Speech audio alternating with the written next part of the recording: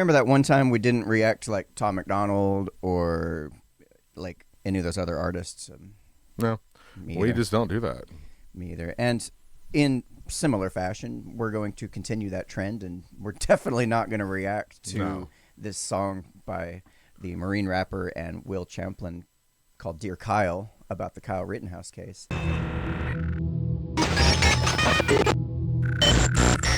Have you seen the video? I have not. I have.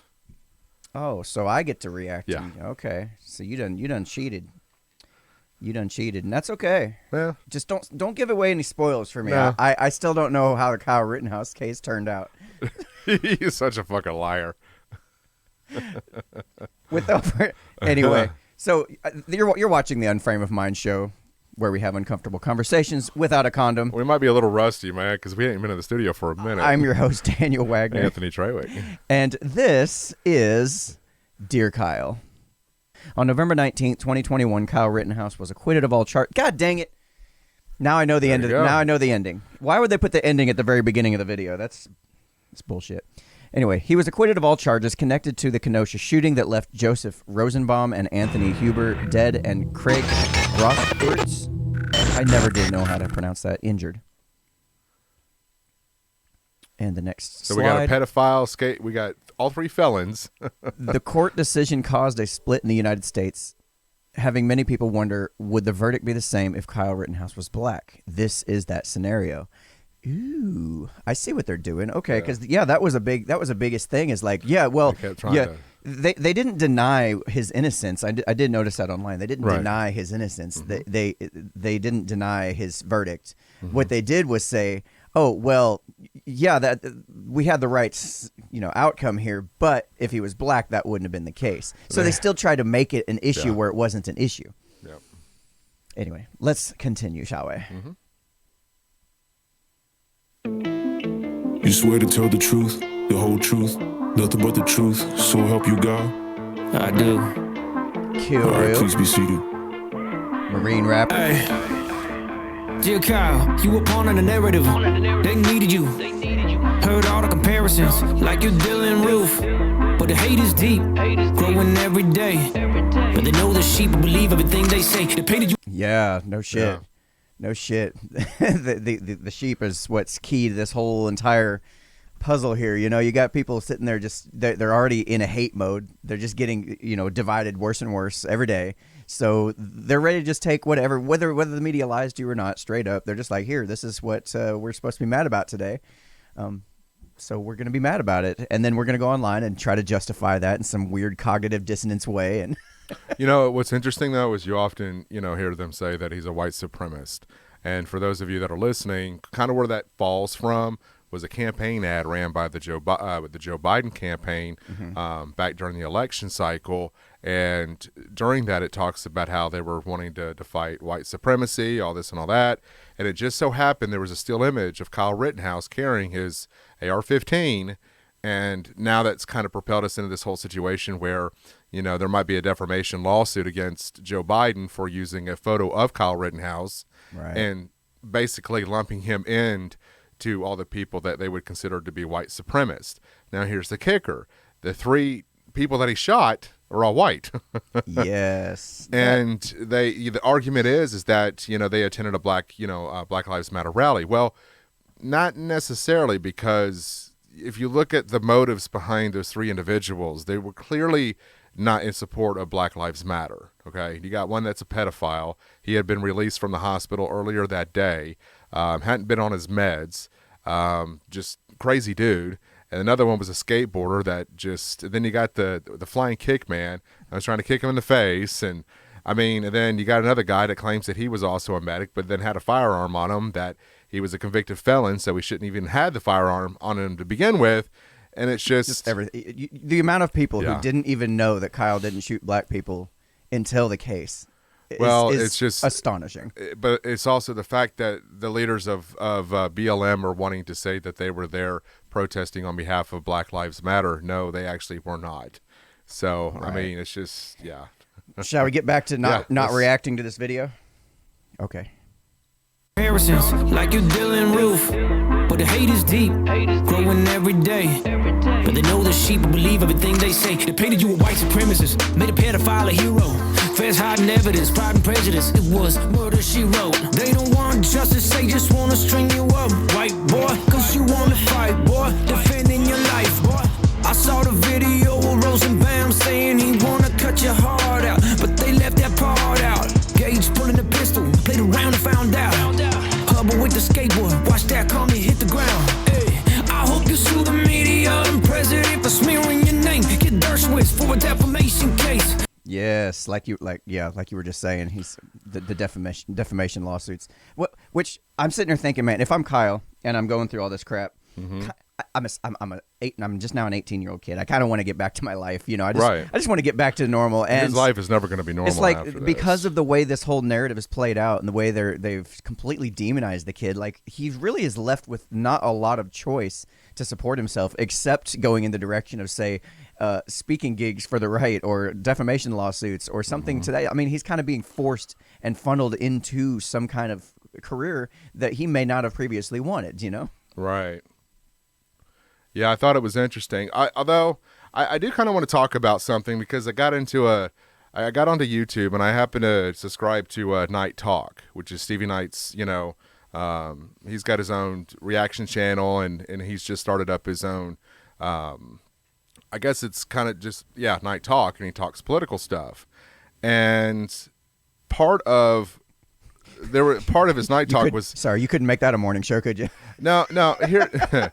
But here's the thing, though, is he released a video 2 weeks ago that said Kyle Rittenhouse found not guilty on all charges. And he went into the conversation that if it was a black person, would the outcome be different? Okay?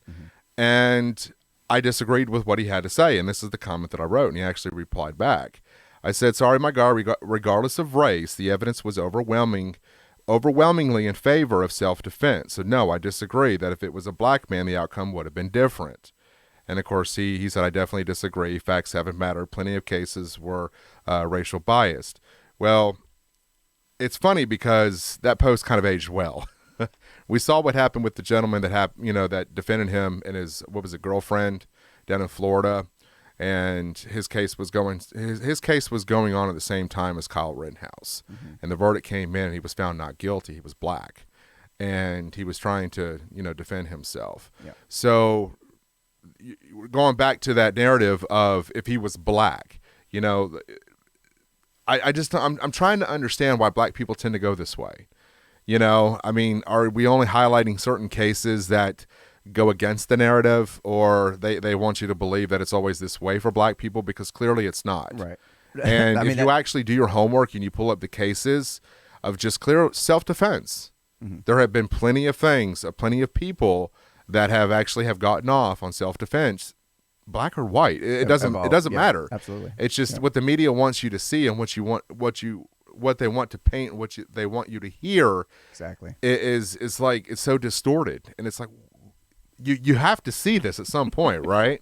No. I mean, this is where you have to take the time, do the research yourself, and find out how many actual cases of black people not in the same situation, but in the sense of self-defense. Right. Because the one thing people seem to lack to understand is that conservatives simply do not care what color your skin is. The only thing we care about is you defending your right to carry not only your firearm, but to protect your life. Yeah, which one's more important to a conservative, the Second Amendment right or the color of your skin? I mean, that should be a simple question for anybody, but I think that's where that disconnect is between the black community and conservatives, is that not understanding that we don't give a shit what color you are. Yeah. We want to make sure that you have a right to defend yourself. Yeah, and like I said, assuming all conservatives are complete racists, 100%, which principle is more important to a conservative? Is it the Second Amendment right to defend yourself, or is it the color of your skin? You go back to the KKK, and their big thing was obviously guns. They wanted to have the right to bear arms. They did not give a shit about anything else. They want to be able to have their firearms. Now, obviously, that was a little bit of a different situation because they didn't like black people, obviously. So shall we continue? Yeah. All right.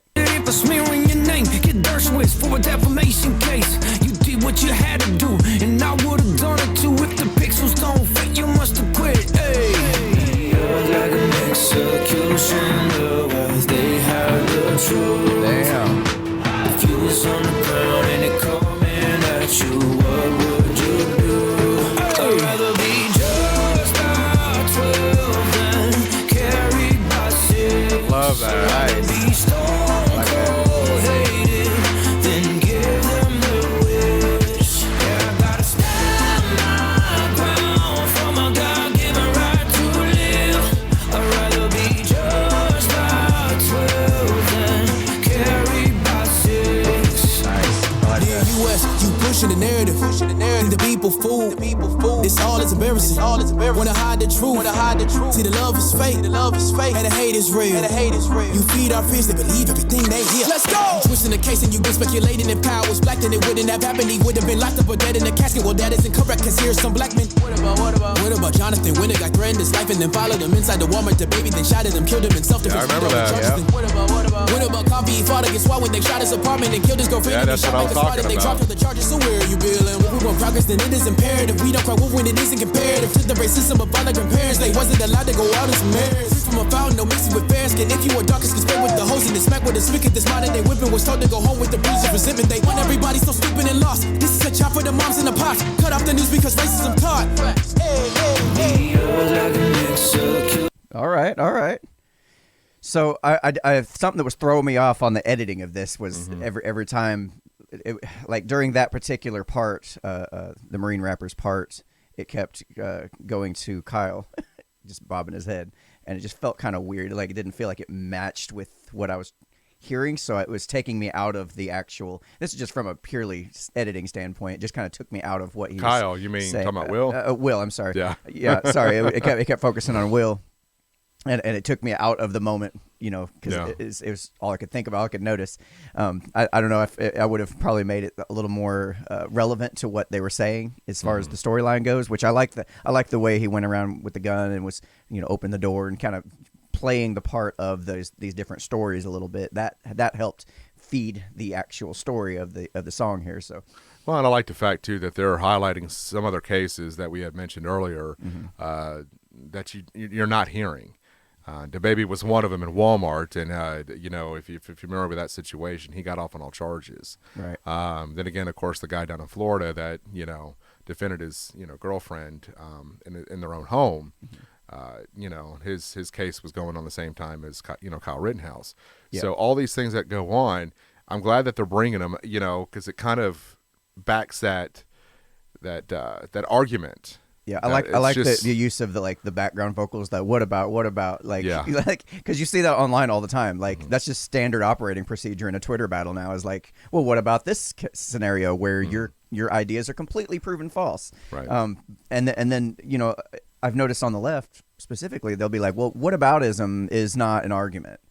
Like, here's the thing, like though, you're bringing up specific examples. Why can't we also bring up specific examples that counter what you're saying? Like, whataboutism is not even a thing. That's not part of standard, logical arguments. It's just not. And the thing with the left is that something I've noticed is that if they're that whole whataboutism, and then if you actually show them actual evidence of other cases, they'll even double down on it, and they'll try to persuade you that it's because of this or it's because of that. And then it's just like, really? Yeah. You're really going to sit there and try to justify this conversation by doubling down on the fact that I just showed you actual evidence of other cases that you may not have been aware of because the media is not talking about it. That's how they do it. You're only aware of what the media has been telling you to focus on. I mean, come on, man. It's just... That's exactly right. Cut off the news because racism taught.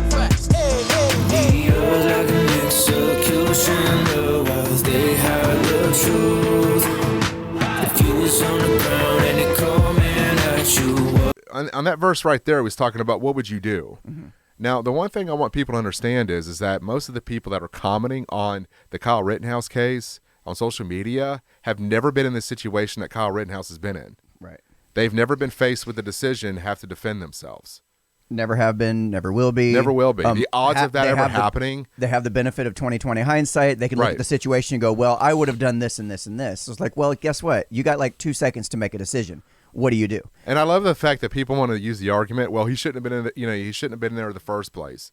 Well, nobody should have been in there, the first place. That's true. Everybody should have kept their happy ass at home, and we would not have this conversation. Ironically, it was the media that was pumping up this bullshit to begin with. Well, that had everybody there pissed off in the first place. I know, but my point is, though, is that, we seem to celebrate criminals. We seem to demonize people that actually that are good, actual people, like Kyle Rittenhouse.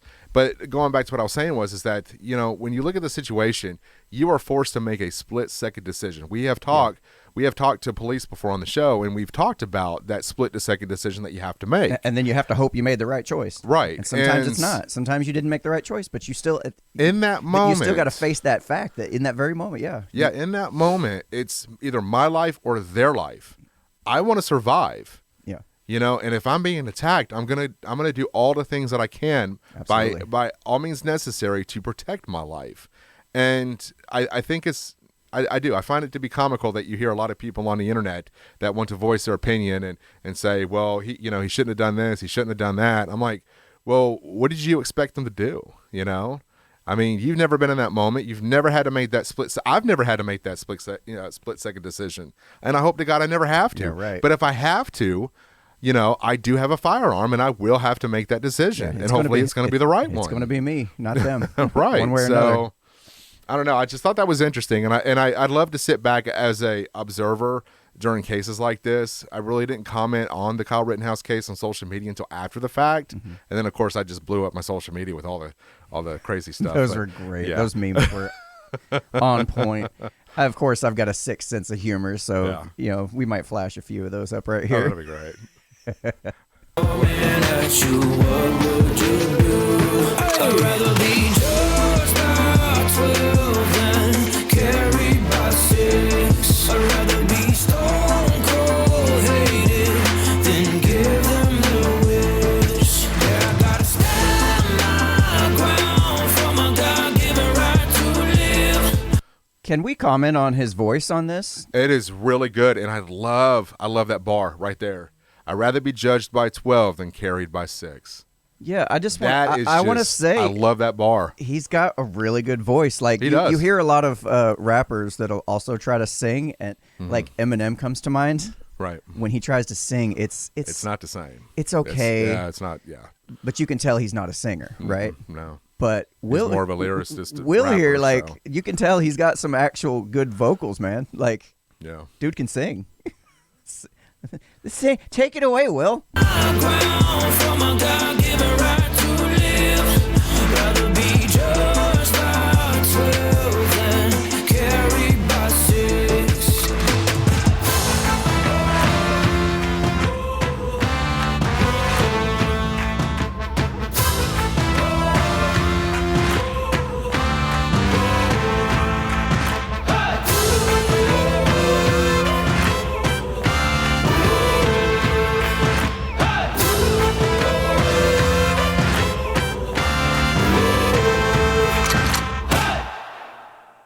Definitely a shout out to the Marine rapper, man.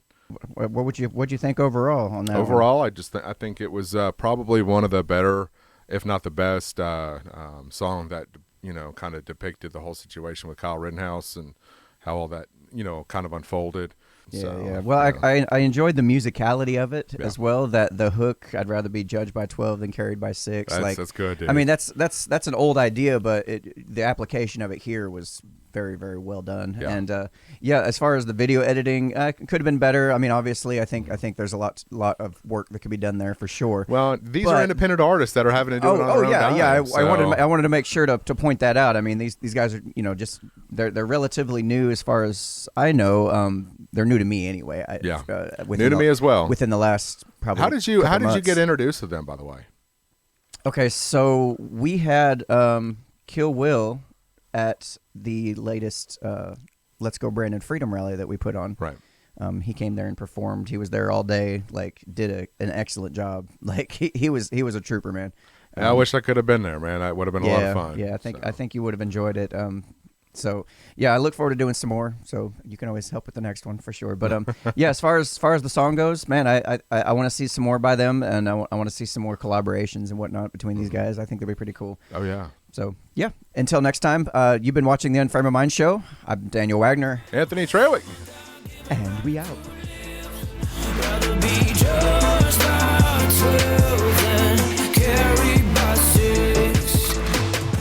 Hey, great news. We've always been talking about bringing the artist on the show to talk about their music videos. We actually have KillWill on the show to talk about his music video. So, here's KillWill. Coming up next. So, welcome back. Welcome back to another episode of the Unframe of Mind show, where we have uncomfortable conversations without a condom. I'm your host, Daniel Wagner. Hey, Anthony Trawick. And we have a special guest today. We have recently done a music reaction video. No, we didn't. We don't do those. Oh, we don't do music reaction videos. But you'll notice that we specifically did not react to a video by, it's called Free Kyle. No, Dear Kyle. Sorry, Dear Kyle. Excuse me. A video called Free Kyle by Dear Kyle. KillWill Champlin and the Marine rapper. Yep. Yeah, I will get this correct. I promise you. Thank God for pre-records. I know. So embarrassing. But anyway, we definitely did not react to that. No, we didn't. And as a result, we ended up getting one of the guys on that was featured in that video. Hey, let's talk about it. Let's talk to our friend Will. How about it, Will? What's going on, man? What's going on, man? Good to be here. Thank you guys for having me. Yeah, Absolutely. I appreciate you hopping in onto a call on such short notice. You're pretty flexible on the schedule. But we just wanted to talk to you about your terrible, terrible, terrible song. I mean, we got to break it to you gently, man. And I got to tell you, because I heard the song drop 4 days ago. Now, to be honest with you, the only reasons why I even know anything about you is through the Freedom Rally. So when he told me who was coming on, naturally I tend to research, other music artists. And then 4 days ago, I see the music video drop, and I'm like, it has been on my playlist on repeat for the last 4 days. It's Awesome, just, man. I appreciate that. yeah, it's a really good song. So was totally kidding about it being a terrible song, obviously. so It kind of depends where the mind is at what given time. So kind of just right off the top, man, before we kind of get into the music video, how did you get into music? Was it something that you kind of fell into or always been a part of? I mean, I grew up in music,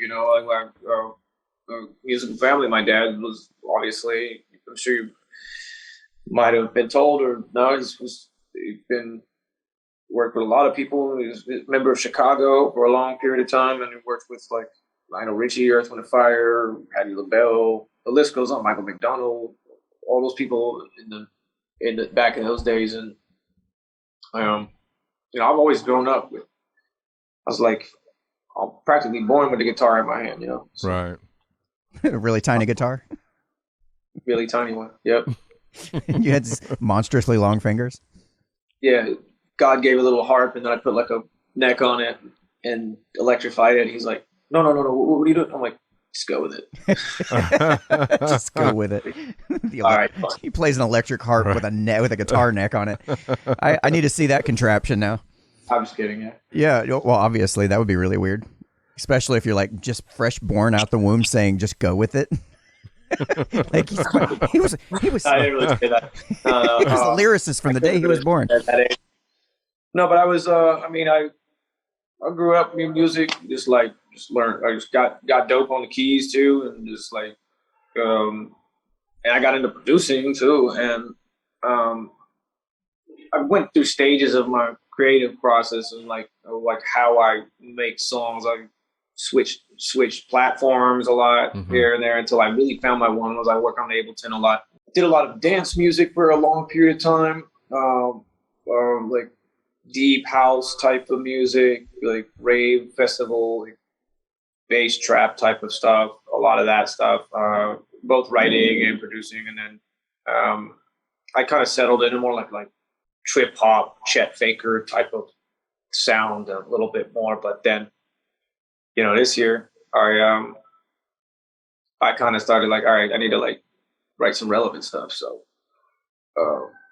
maybe some deep cut subject matters, and so that's where I'm at right now. I think every artist has a point in their time, I think, where they switch the gears of them. Bob Dylan's done that. Everybody, and throughout time. It's like kind of like switch gears a little bit. So you kind of felt like that this was your time to do that, and yeah, and I think it's a time to do it. And some people have done it in different times in history. It's like not a good time to do this. This is like the world's tranquil now, like, and they're still like doing the kind of music we're doing, like.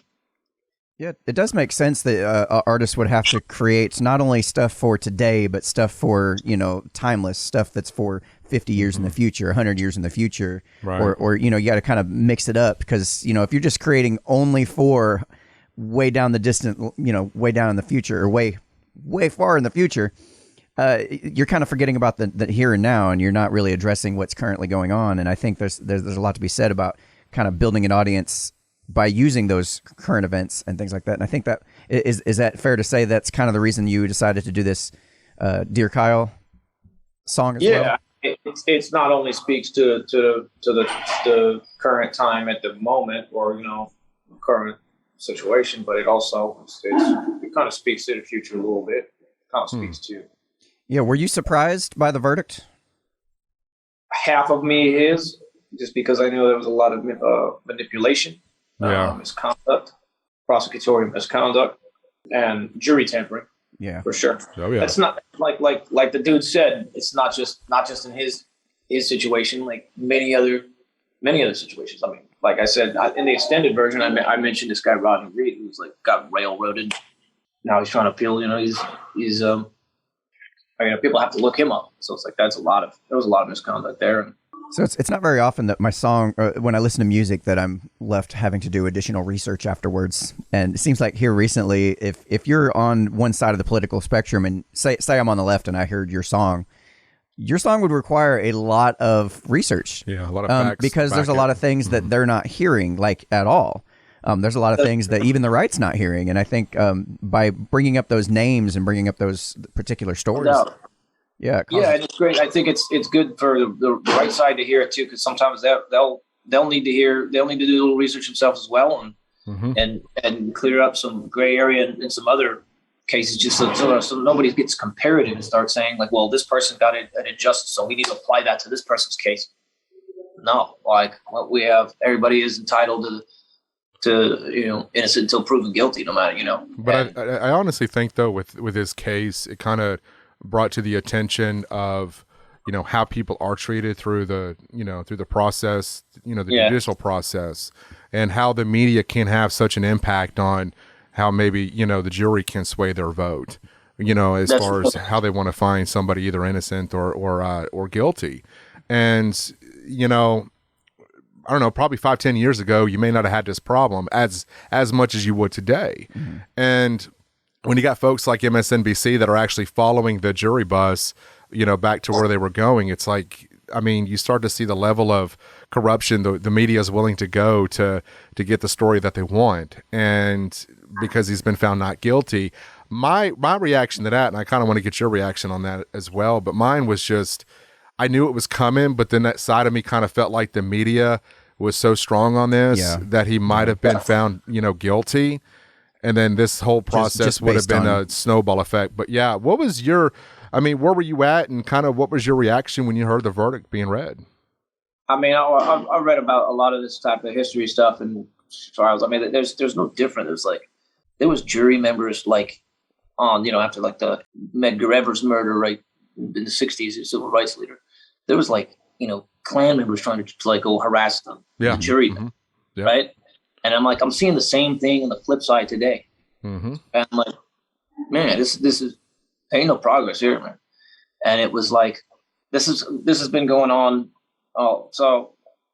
This has been going on every side. Oh yeah. And the one thing I did, I saw people on social media, that were like on the very slanted side of the media narrative of the Rittenhouse case. I saw posts and all this stuff. And I'm not even commenting on it. When I'm like, okay, I know I'm not going to even comment because I have a song dropping about 3 days from now, and watch. That's the only thing I said. It's to my own friends too. And then I witnessed some of them got the songs and was like, this is a banger. where I really flipped the switch. And I heard little like trinklets of that. I'm like, damn, did I just flip their perspective with this song? Maybe I did, because because you run the risk of them being like a little strange from you. Maybe like, I don't agree with you, Will, but you're cool. You're still a homie or whatever. I don't think it's even about agreeing. I think it's like, it's either factual or what's being spun at this point. Like, Kyle's own lawyer was, he's registered them as well. So there's no political. Yeah, it's wild. It's wild how many. Sorry, it's wild how many people who thought that Kyle killed a bunch of black people because the media told him to. I like ultimately, in my personal opinion, the media is the most to blame for all of this. Oh yeah, they're the reason. They're the reason that people were there in Kenosha in the first place. They're the reason that guys like Kyle were out there to try to protect their town in the first place. They're the reason why people think that Kyle shot a bunch of black people. They're the reason why we were concerned that the jury was being tampered with. They're the reason why even now we're hearing, well, it'd have been different if Kyle was black and carrying a rifle. Like, and they're also responsible for feeding the narrative that he crossed state lines. He did not. Right. He was already in Kenosha. He'd stay the night with his friend. His father lives there. I think he's got other relatives that live there. So no doubt. There's a video that. Yeah, no, I was just going to say that's what I constantly keep hearing or reading over on Twitter and social media. It was, he crossed state lines and this. I'm like, no, he did not.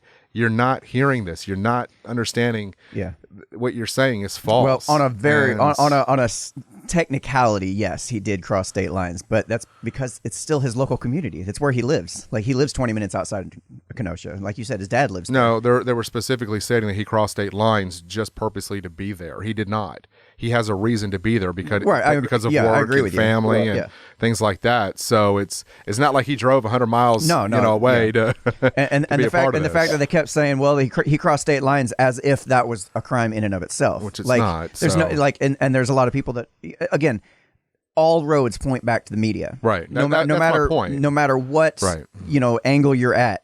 If you're on the left, you are completely in the dark on a lot of this. You're constantly being tugged in different directions all the time, right? And you don't know what to believe anymore. At least you think you know what to believe, but I think from the outside of that perspective, if you're on the right or just an independent and you're looking at the situation, like, everything played out exactly as you would expect. Yeah. So, Will, let me ask you, what was your reaction when you heard the verdict being read? I was relieved for the guy. I'm like, obviously. Yeah, I once I saw the uncompressed video that they didn't try to manipulate on the Handbrake app. Right. They tried to make it look like he chased the Rosenbaum dude. By the way, the Rosenbaum dude was just got out of mental hospital. He tried to take his own life. He tried to kill himself. Yeah, he had mental issues. Right. So I think anybody that's suicidal is going to be is obviously, if there's like a, So he was going for death by Kyle. He was going to go after somebody, and it just so happened to be Kyle. Yeah. So my question to people is like, why didn't they taunt the other guys? Yeah, maybe he was inexperienced. Maybe it's like, maybe he wasn't the guy to be there in the first place because he was probably inexperienced. Oh, I'll give people that, sure, but that's not what he was on trial for. Right. He was on trial for what they say was murder, which didn't look like to me. Yeah. It was all self-defense. He shouldn't have been on trial. It shouldn't have gone this far to begin with. So after you heard the verdict being read, now how long did it take for you and the Marine rapper to get together and start talking about doing a song together? Oh, the day before. Oh, okay. I was cooking up, and I know it's about to play out here, and I gave him a taste of the song. I was like, hey, check out my verse, man. Check out this. I'd love to get you on this, man. I was like, let me know if you're feeling this. This could be big. So he was digging it, and I love that he gave that perspective, and then flipped the script, flipped the narrative, flipped the imagery of it. And I was the one that talked about the manipulation of the evidence and all that stuff. And in the extended version, I say fake news debunked all the lies about the guns and the state lines. All your arguments falling flat. It's too late now, but ain't no going back, right? So it's like, with all the noise going on Twitter, I was like, I found that video where seeing one kind of lower field reporter, CNN reporter, was like, had to actually debunk the original stories of the state lines. Oh, I was shocked when what's her name from the Young Turks? Yeah, I know you're talking about Anna Kasparian. Anna like I've listened to her, yep. and she is as left gets, as progressive as can be. And for her to go, I was wrong. I was wrong. Like yeah. you don't hear that very often. That was big on her, and I'm glad that she was able to do that. I mean, she literally had to be, because they know they jacked up, and they had to take those back, because if you leave those out there and then let it perpetuate, you're gonna be liable for lawsuit. Like I said, Dershowitz gonna be knocking at their door. Oh my God! Yeah, I even said his name in the song. I was like, "Get Dershowitz for defamation case." Yeah, and if for those of you seen us not react to your song, we actually brought that part up. It's like this is one of the issues that I'm picturing myself. I'm Kyle. I'm 17 years old. I'm 18 years old. Whatever. I'm still young. I want to just get on with my life. I thought I was out there to do a good thing, maybe. Yeah, help my community, whatever. And now I'm like wrapped up in all this crap. And now, because of the situation, because of such media, bullshit going on, I'm stuck, and I cannot go anywhere else career wise, except for to make my money off of suing other people for defamation lawsuits. Well, we saw that with Nick Sandman.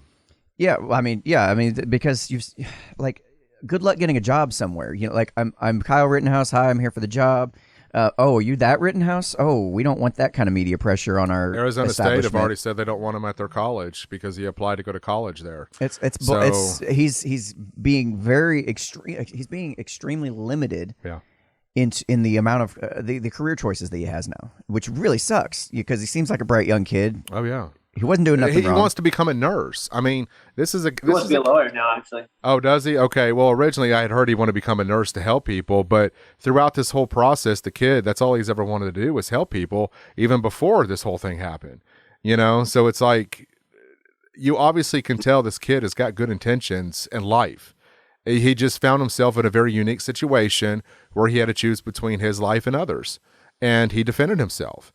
And for me, it's just, yeah, you're right. It's hard for him to even try to find a job or go to school somewhere or even just start over. I mean, at this point, he's probably better off just racking up and moving out of the country, but I wouldn't. So, man, he can move to Florida or Texas, places that will welcome him. No, he's gonna be self-employed for the rest of his life. I mean, honestly, that's kind of where I'm at too. I think he'll make a great entrepreneur, like whatever he does. Like, whether he goes to law or I don't know. I mean, I know he's going to be a paramedic. But, I'm sure all that stuff is like off the table. I'm sure something else. I mean, if I was him, I'd be like, yeah. I guess what makes me the most sad is it's not so much that he's going to have opportunities. Obviously, right. It's just the fact that he is now much less in control of those opportunities than he would have been before. Well, he doesn't have control of his life anymore. Right.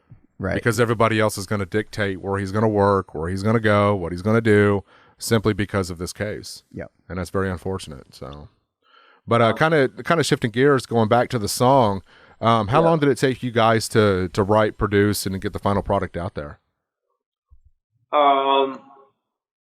Yeah, like once I got his bars on it, and I was like, then I started. That took about a day. Mm-hmm. Okay. So that took about a day, and then I worked a little bit late on that mix, and then at night, and then I tried a couple different mastering things on the track, and I was like, we went to original, like I'm like, all right, I went to original wave, like from like Ozone, and I'm like, all right, no, this is a banger. We all know, like, I just compared it to some other stuff. I'm like, all right, so we uploaded it, we got the art going on, and we timed it out, and we just pushed it the next.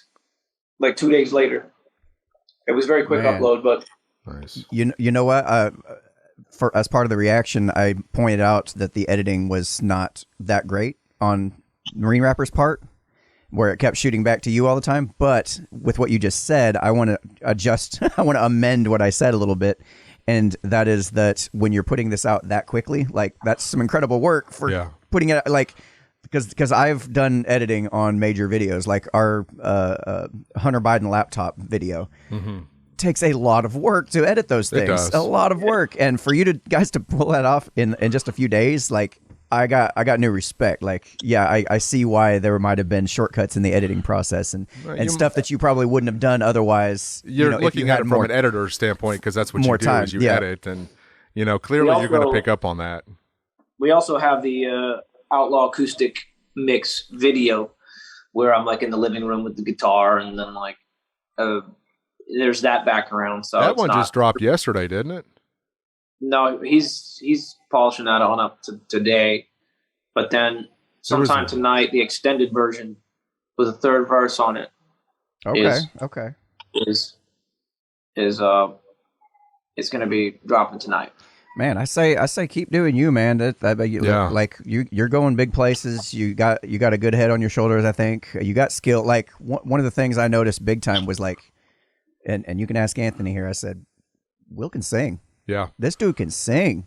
The flow was on point, but it's the singing aspect of it. Yeah, it's like to be able to tie in both is pretty unique and incredible. Yeah, so and, you and do have that talent. I love it. What you said earlier is like, well, I think it was before we started recording. Is you said you're not really a rapper first. You're a singer first, really, a musician more than anything. And he highlights that in the video. So. Yeah, and I was sitting there thinking, man, because a lot of these guys they rap and then they try to sing on top of it, and the singing's it's okay, it's not bad, Right. but you could tell it's like very limited range. Like they don't have, but like when I heard you sing on that part, when you kind of went up to that next octave and whatnot, I'm like, this dude can sing, man. He's got a really good voice. Thank you, man. Now, what are no question there. I just want to like Now, what are your plans for the future? Do you guys plan on releasing any more songs? Actually, before we get to that, I want to ask, because I saw this on social media, where are you guys charting right now with that song? I don't know where we are at the iTunes chart, but I know we're dropping this extended version, and we're going to push that so that it all actually goes into the same code. Okay. So our extended version, our acoustic version, our original version will all actually contribute to the same numbers. I mean, it may be falling off the iTunes charts a little bit, but we made the cut to get onto the Billboard Top 100 the other night when we were pushing the physicals. Damn. Because I know TMR is keeping track of the barcode and the ISRC numbers, so that's all contributing to charting sales right now. So. Cool, man. I hope that does break the top 100. That's a pretty special thing to have. So that's funny. Not a lot of people can say that. Remember recently when we looked at was it you I was with when we looked at the Billboard Top 100 and I didn't recognize any of them. No, yeah, it was me, but yeah, I didn't know. Yeah, like there was like hardly anybody. I think there was two names I recognized, and one of them was Billie Eilish, and I actually do. And she like of the top 100, she's the only person I have actually listened to some of her songs. Like, I didn't recognize none of them, but I'm sitting there thinking, man, if we get some of these newer conservative type rapping artists and whatnot, like Tom McDonald, like you, like Bryson Gray, even, like, holy crap, you guys are starting to hit the chart tops now. It's like, holy crap. Well, I mean, it's just crazy. It's one of those moments in time that we kind of talked about at the beginning of the show, where you can either do a song that's going to have an impact right here, right now, but I also feel like because Dear Kyle, the Kyle Rittenhouse situation is, they've already, I think they filed something in one of the states, the Kyle's law, basically keeps the media from doing the whole defamation of character. But that song is going to have an impact for years, when they go back and hear this case and they talk about this case. Right. And now that they're trying to imply Kyle's law, it's going to be tied to this. So, it's one of those songs that you're going to hear 5, 10, 15 years down the road. So, but yeah, man, so. I just love the song and it sounds great. Thank you, man. With the whole us getting into this making the cut with this Billboard thing, it's like, I think the way they count it is like a certain amount during a certain amount of time. And it's like, we pushed a lot for the amount of time it's been out. Mm-hmm. And we got other versions of it that will actually contribute to the count. Like, I mean, that's how Little Nas is staying up on the charts. Because when there was like a couple, when Lowe's Alexander and some of the other guys had their own Let's Go Brandon songs, and they were on the top of the charts, we saw them all fall off. And High Res and Jimmy Levy had This Is a War.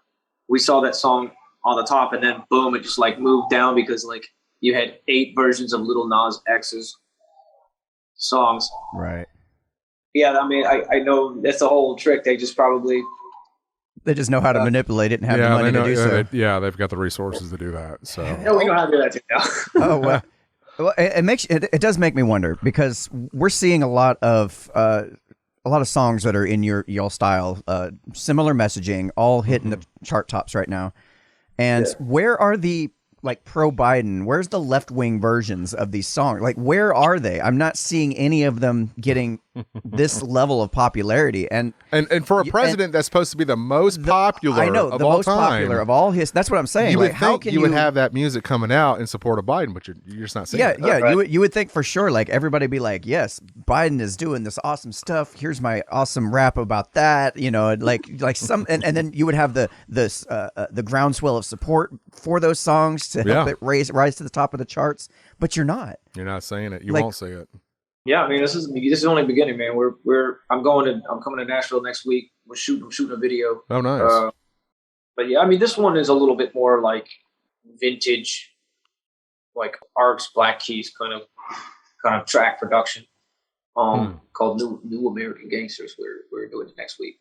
It's a little more sung than rap. I mean, it's lyrical, but it's got a rap flow to it, but it's like more melodic rap though. Melodic rap, I like that. What would you say would be your personal favorite song or favorite piece of work that you've done so far? So far, Yeah. I don't know. I mean, this last one's probably has made some noise, so I'm trying to just like embrace each one as like the one for the time. Yeah, no, I'm not talking about popularity. I'm not talking about what other people seem to enjoy. I'm Just talking personally about for for you. you personally. What was the one like for you that you would point people to? Like you were just like, yes, this is not. I wouldn't say masterpiece necessarily, but what would you say is your favorite so far if you had to pick one? I'll say that Fallen Ones is pretty deep. I didn't really get a good push on it like I should have. Mm-hmm. Fallen. Fallen Ones, yeah. I may try to re-release it or something like Okay. it, just like on some kind of like military holiday or something like that. Because that's That would be a good time to do it for sure. Let me. Oh, yeah. I will make sure to link that in the description as well, so people can check out that song, just so they can get a sense. Because I think a lot of artists, especially when they start getting more popular, and I'm not suggesting you've done this by any stretch of the imagination, but I've noticed a lot of artists will, when they start getting real popular, they start creating music for the fans, what the fans want and what's popular and what sells, and they kind of get away with writing that music that made them who they are, like the music that they loved. Like you could tell they put their heart and soul in these songs. Kings of Leon would be one for me that I noticed. I used to love their music, and then when they hit big, like all the stuff sounded Changed. phoned in. Yeah. It sounded just like they were trying to just put it out too fast.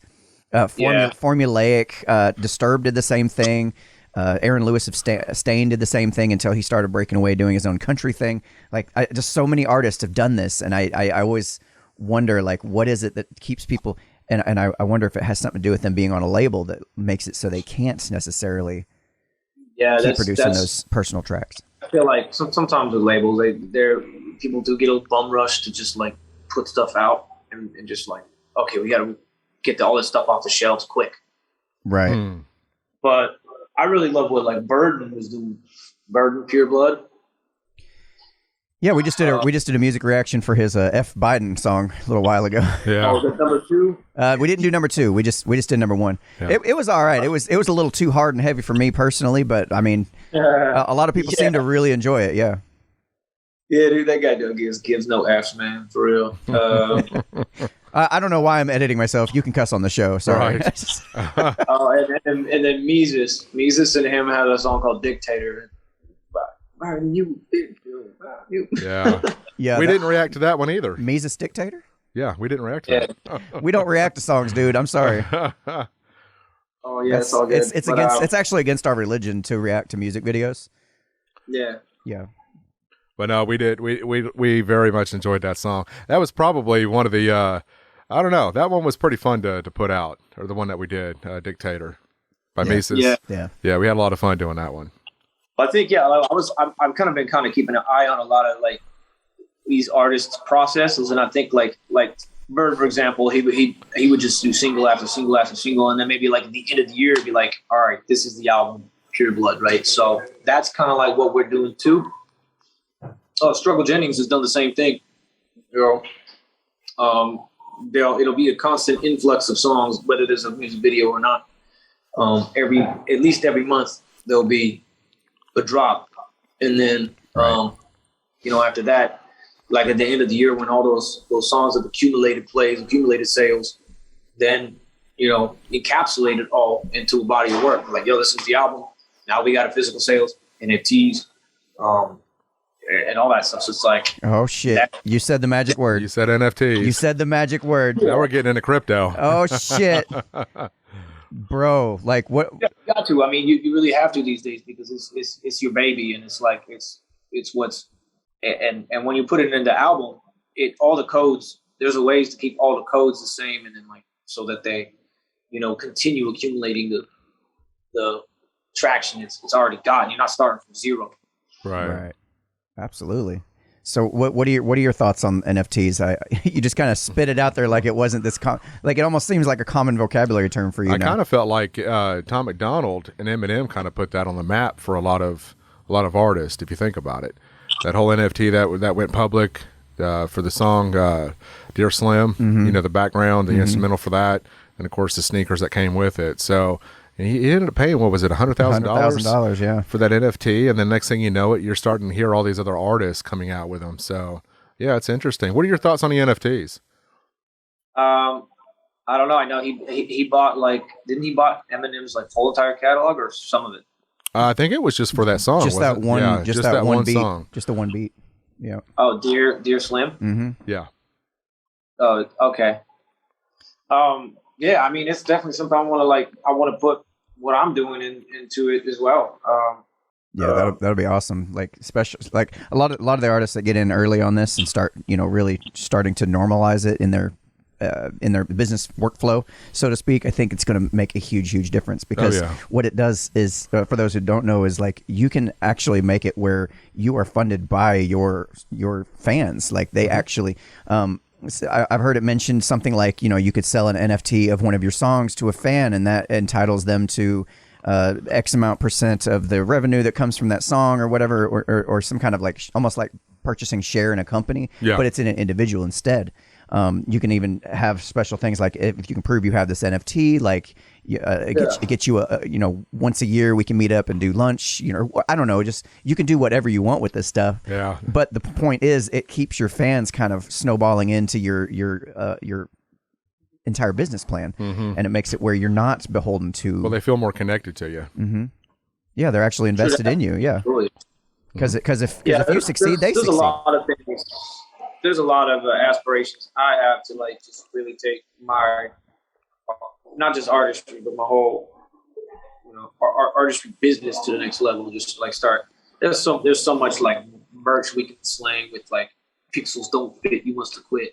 #DearCop. You know, and just sell ourselves some hoodies, some backwards hats, like so just some hats in general. So you got to come out with something that says I'd rather be judged by 12 than carried by 6. That bar was great as well. Right on. Well, is there anything else you would like to add before we wrap up for the day? Yeah, man. Wanted to let everybody know we are dropping the extended version. So parents, you know, make sure you have earmuffs for your kids on the third verse. Fourth line of the third verse. I'm just kidding. Get my heads up right. He's being specific about. He's like very specific. But I like that. Hey, just in all due respect, it's like that's what I miss about music, and is that artists don't really care these days about what kids listen to, but I kind of have a sense that you do. And oh yeah, absolutely. I don't want to get too swanky on my stuff, man. Like just like as far as like you know, expletives, even though we're talking about relevant subject matter, like we're not going off into like, you know, trying to like push the crap that that's the mainstream stuff. Yeah, that's one thing I notice about, like, because one of my favorite singers is Maynard from Tool, and I've noticed in his lyrics, like he cusses once in a while, but it's like it's a very much needed curse word. Like, it is the perfect word for that scenario. It's not just unadulterated. Not every other line. Yeah, it's not just dropping the F-bomb. I'm not just dropping the F-bomb because syllabically they happen to fit into my meter. It's just your vocabulary is not broad. And then make your point in other ways, like, and I mean, even Mises even says it's like, yo, it's like I'm a man of God, but sometimes I get a little pissed and I got to talk about the problems with, he'll go off on the social condition, political situations. Right. It's like, if you find a purpose once in a while, get on and get off. That's it. Well, there you go. Listen, man, I appreciate you coming on and giving us a little more background behind the song. I think it's really cool when we get to speak to the artists that actually write the songs that we don't react to. So that's cool. And it's something we've been wanting to do. We love to be able to try to have the artist on to kind of get their input and kind of get a little bit of behind the scenes of kind of how all this came together. This is something I've always felt like is important for fans to be able to, to enjoy or listen to and understand. So, yeah, I appreciate you coming on. Thank you, guys. Absolutely. All right. Good luck on your next drop.